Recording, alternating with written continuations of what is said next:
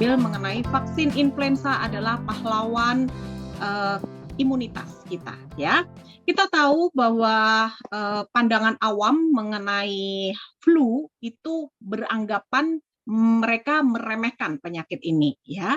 Jadi flu biasa bisa diobatin, paling nanti sembuh-sembuh sendiri. Itu adalah pendapat para awam, opini publik ya, yang selama ini yang kita dapatkan.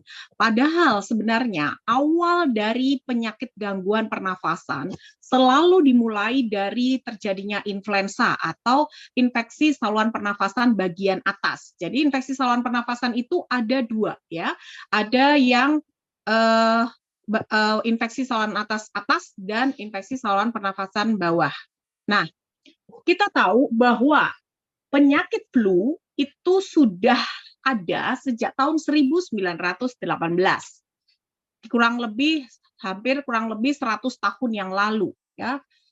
Dan ternyata flu yang pertama kali terjadi itu ini tahun 1889, ya. Itu di Rusia. Perkiraan korban meninggal hanya 1 juta. Dan paling menakjubkan itu yang terjadi di Spanyol tahun 1918 sampai 1920.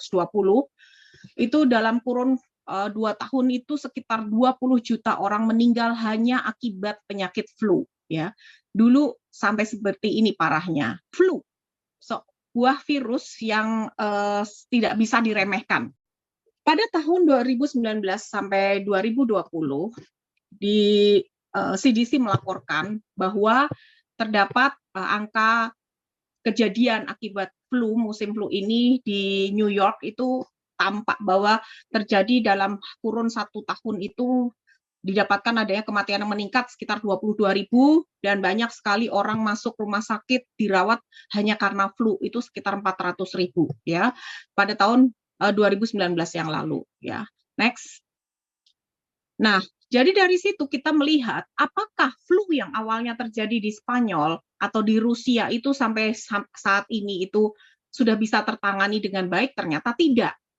Flu, virus ini disebabkan oleh virus influenza, itu ternyata virus ini terus bermutasi. Dia memiliki keahlian terus bermutasi. Bermutasi itu artinya dia merubah-rubah, membentuk dirinya menjadi banyak dengan nama yang bermacam-macam yang dapat menyebabkan penyakit parah bahkan kematian, ya.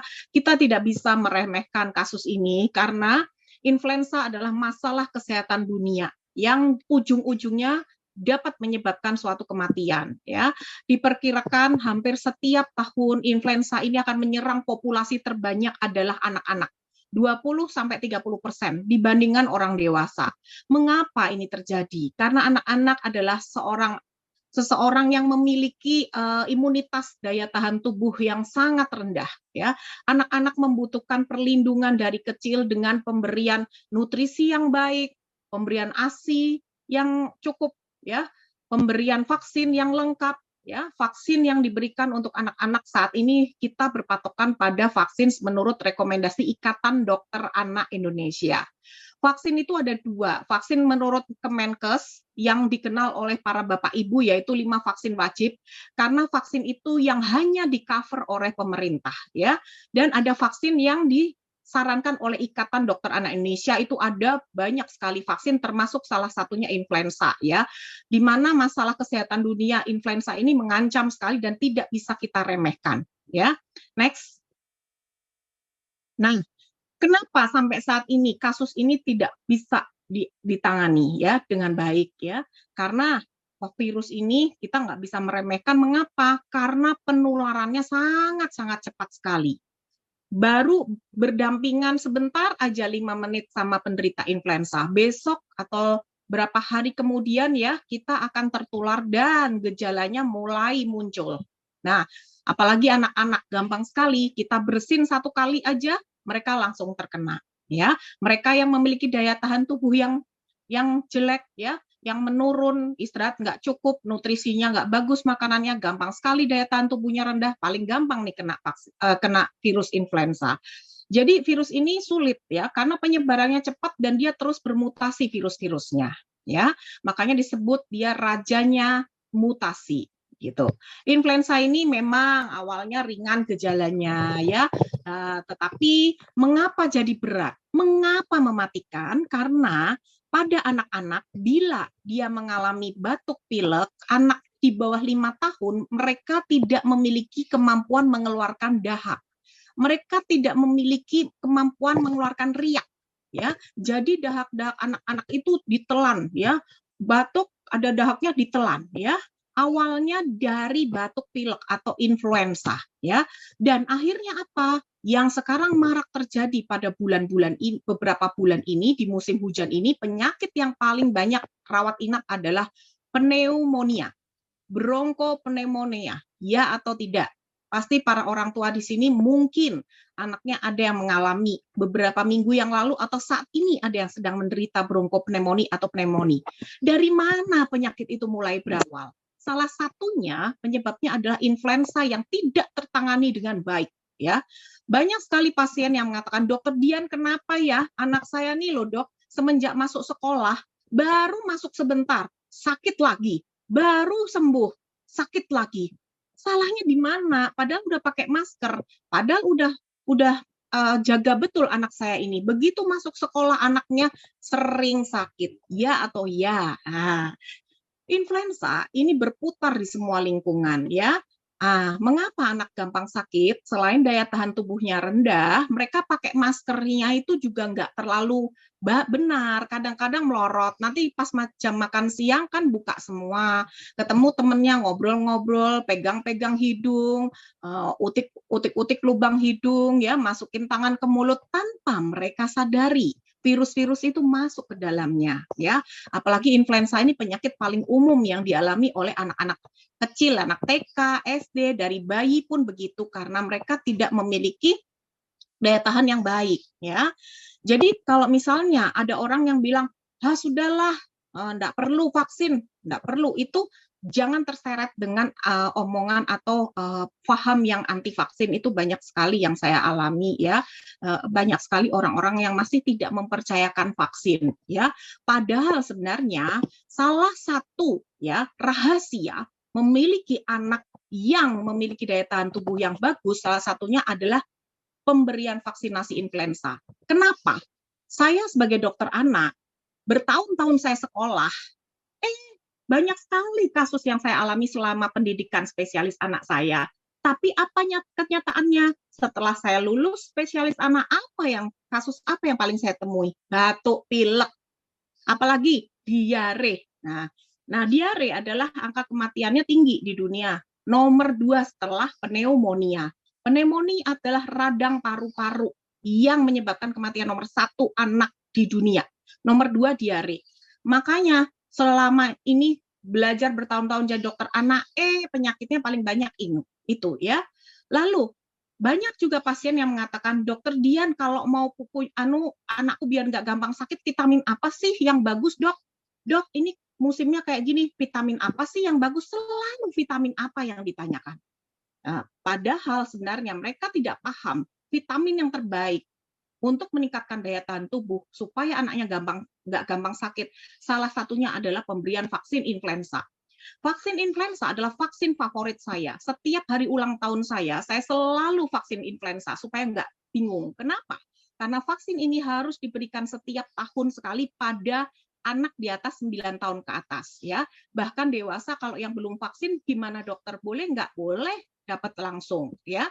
Nah, bagaimana dengan anak yang di bawah 9 tahun, pemberian vaksin influenza 2 kali. Pembukaan pertama harus disuntik 2 kali ya.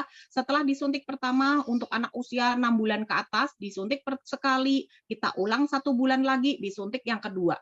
Setelah itu diulang tiap tahun. Kalau mau nggak lupa, setiap hari ulang tahun, datang ke dokter anak atau dokter umum atau dokter siapapun yang melayani vaksin influenza untuk minta vaksin influenza ya.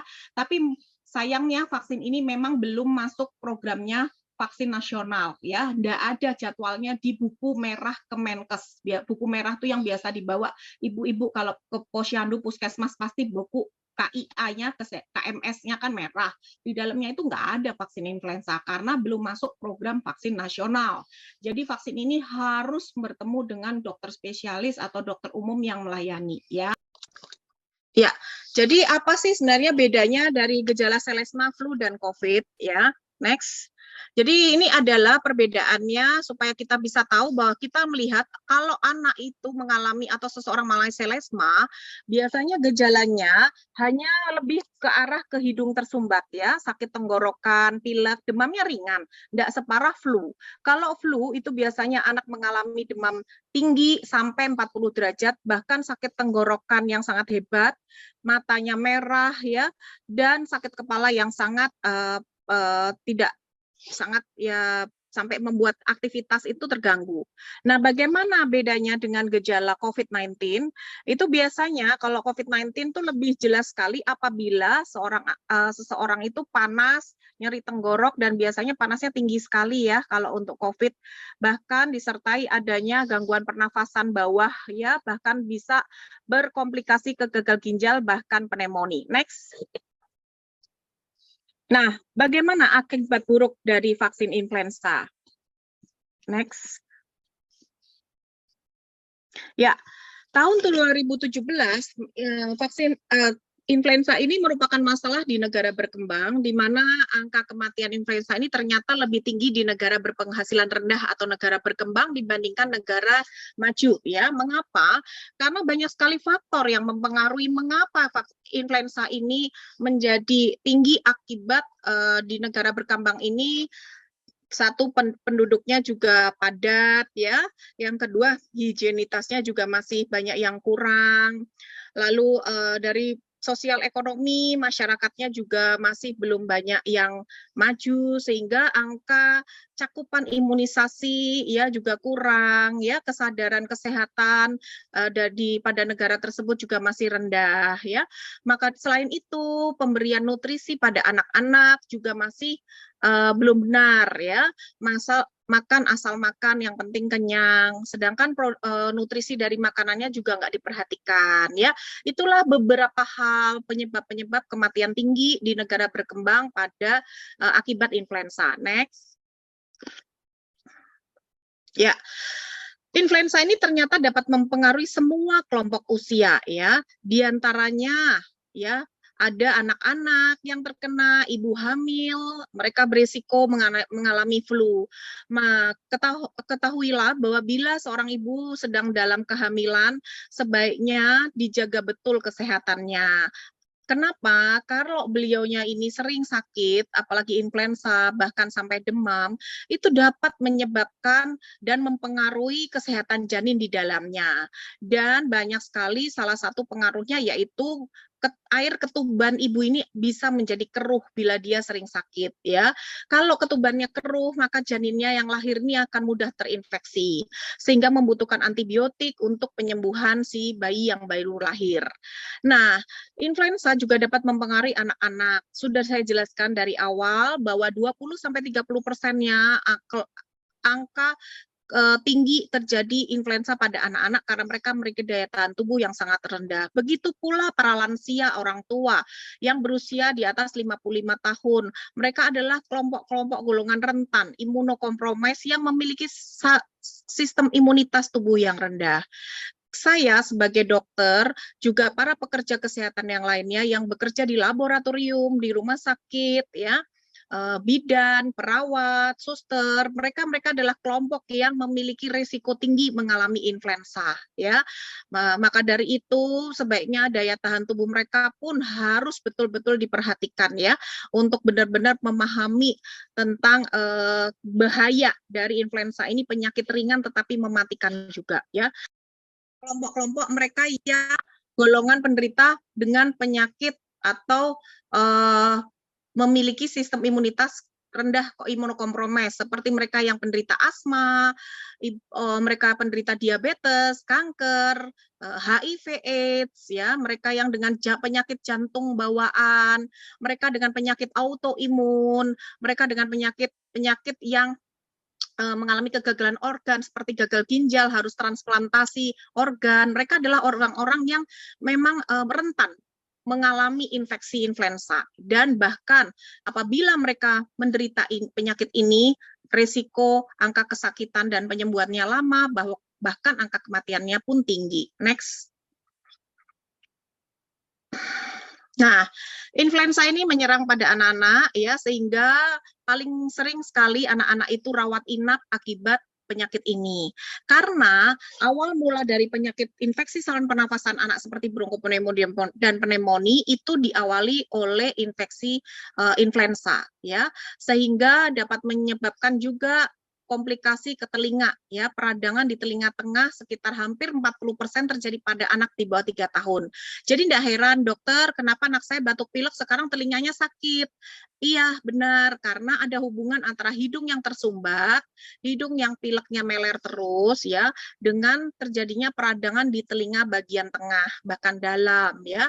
Sehingga tidak heran influenza ini pun dapat menyebabkan virusnya ini menyebabkan terjadinya pecahnya gendang telinga. Tuh, betapa kita nggak bisa meremehkan ya untuk virus ini. Next.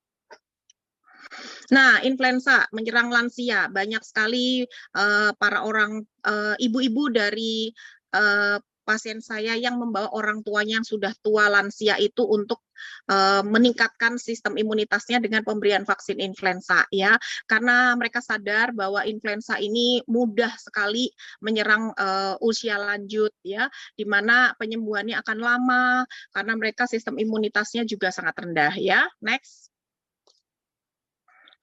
Nah, ini tadi saya sudah jelaskan juga betapa virus influenza ini sangat berbahaya ya untuk wanita hamil, di mana dapat menyebabkan 5 kali peningkatan terjadinya resiko rawat inap ya, 4 kali memiliki bayi prematur. Ini kemungkinan mereka bisa mendapat bayi prematur itu tinggi akibat virus ini, karena virus ini dapat menyebabkan abortus juga ya, bisa juga menyebabkan seseorang ibu hamil ini sampai dirawat ya di ICU, karena influenza ini bila menyerang wanita hamil yang memiliki daya tahan yang rendah ya, mereka juga mudah mengalami radang paru atau gangguan pernafasan lainnya yang awalnya dimulai dari adanya influenza.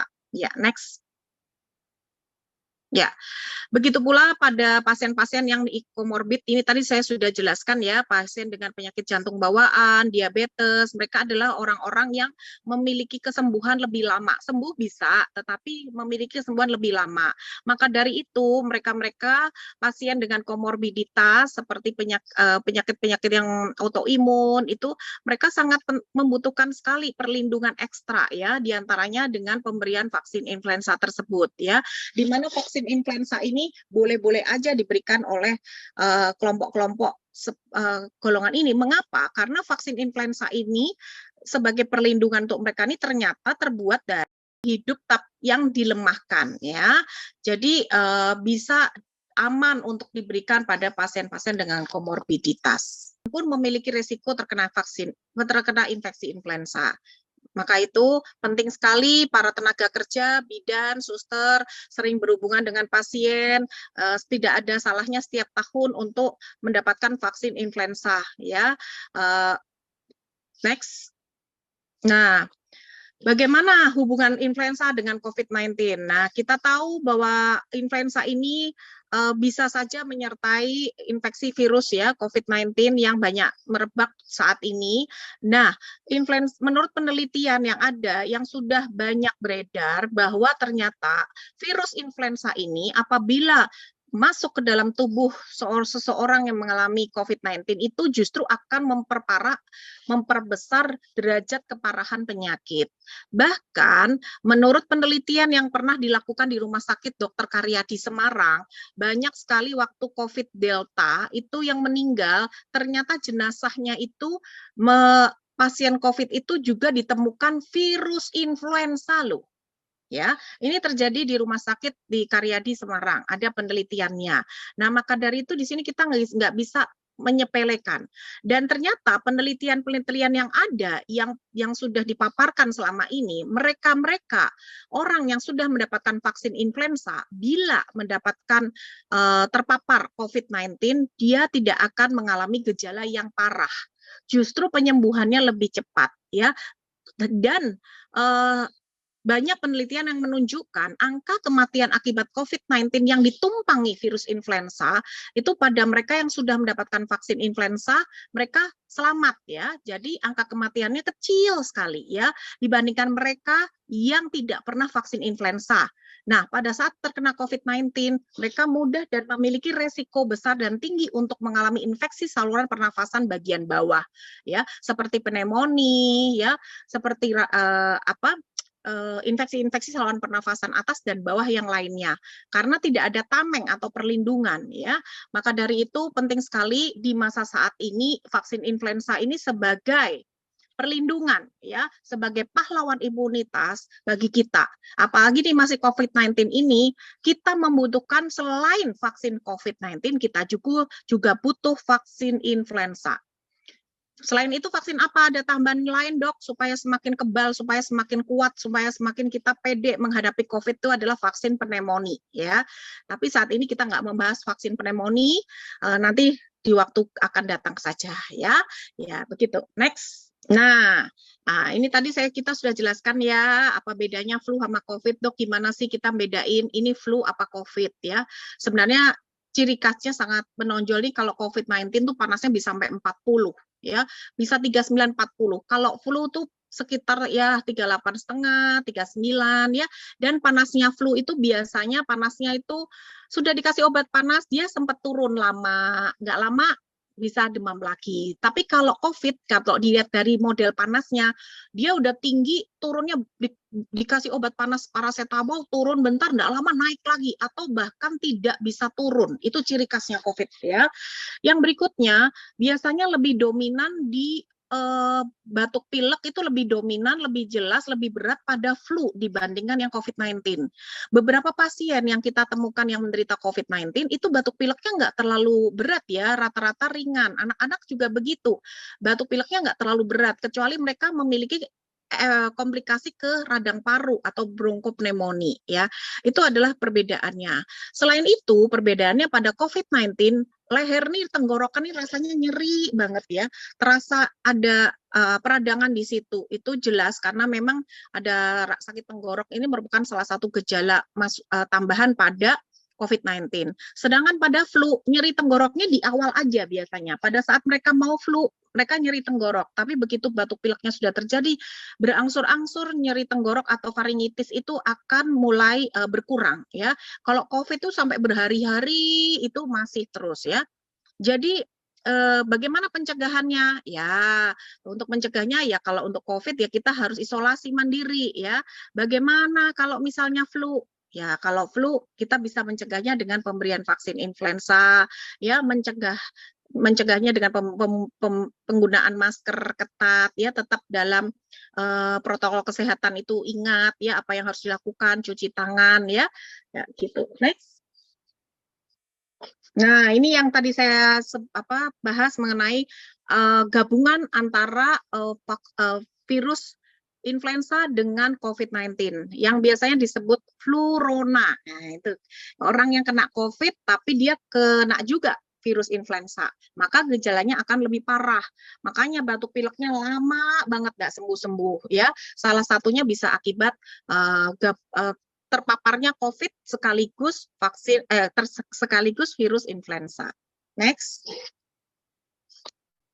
Nah, apa bahaya besar ya mengintai di balik pandemi COVID-19 ini? Yaitu yang disebut dengan istilah twindemics dan flurona. Ya, twindemics itu adalah tumpang tindihnya antara COVID-19 dengan penyakit influenza. Ya, belum selesai COVID-19, nah influenza ini malah meningkatkan risiko penyakit-penyakit lain bahkan kematian ya yang menyertai COVID-19.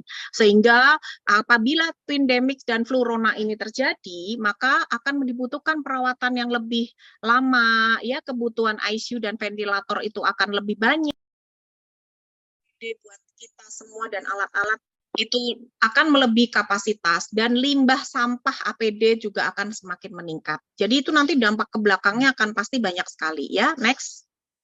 Ya, maka dari itu semua organisasi dunia, baik itu organisasi kesehatan, ya perkumpulan dokter penyakit dalam Indonesia, Ikatan Dokter Anak Indonesia, WHO, ya CDC, semua perkumpulan organisasi yang kesehatan di Indonesia dan di dunia menggembar-gemborkan dan selalu mempromosikan betapa pentingnya vaksin influenza di zaman sekarang, ya.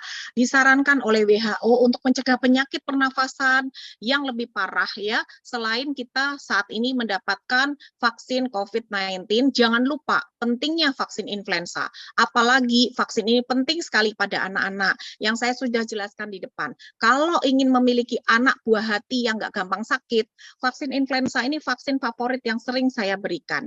Mengapa? Karena terbukti, ya, anak jadi jarang kena batuk pilek. Kalaupun batuk pilek nggak sampai minum antibiotik, sembuhnya pun lebih cepat, ya.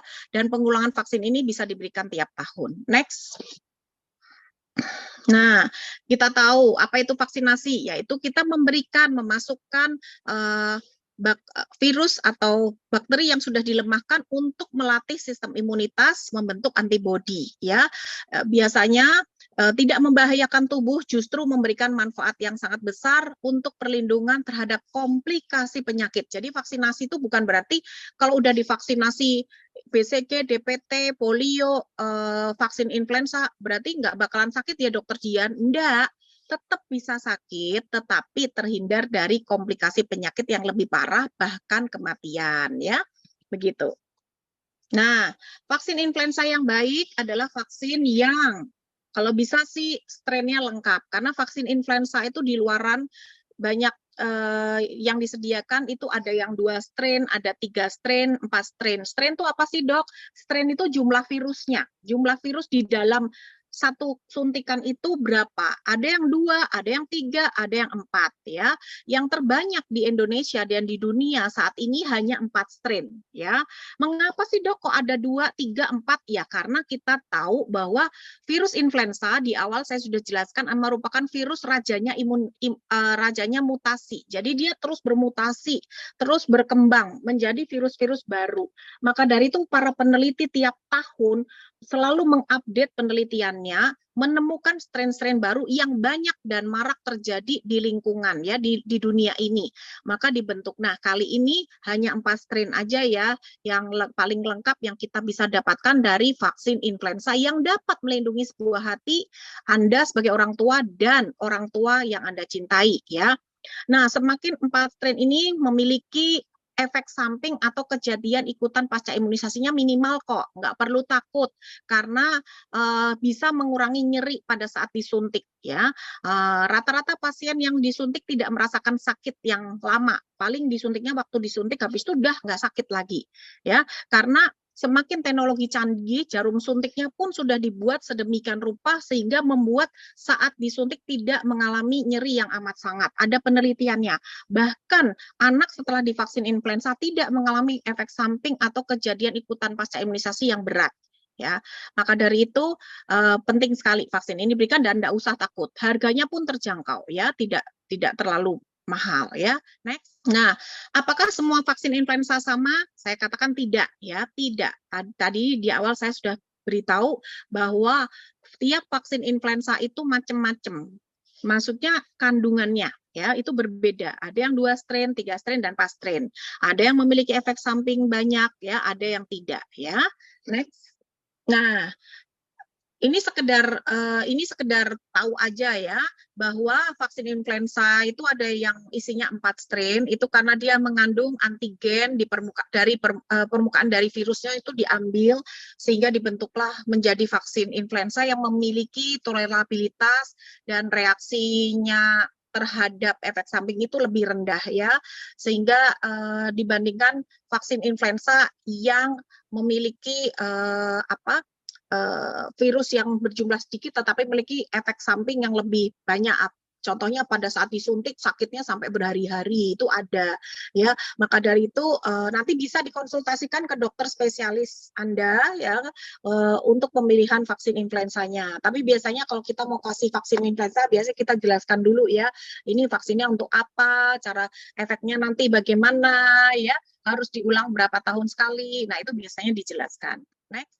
Ya, ini adalah slide terakhir saya ya, bahwa take home message atau message terakhir ya. Nah, semoga tetap semangat ya ibu-ibu, bapak-bapak, bahwa kita tahu di dunia ini tiap tahun epidemi influenza ini merupakan penyakit yang sering disepelekan tapi ternyata berdampak sangat parah ya, bisa bahkan menyebabkan kematian. Ingat, awal mula angka kematian meningkat pada anak yang mengalami infeksi saluran pernafasan bagian bawah seperti pneumonia adalah influenza.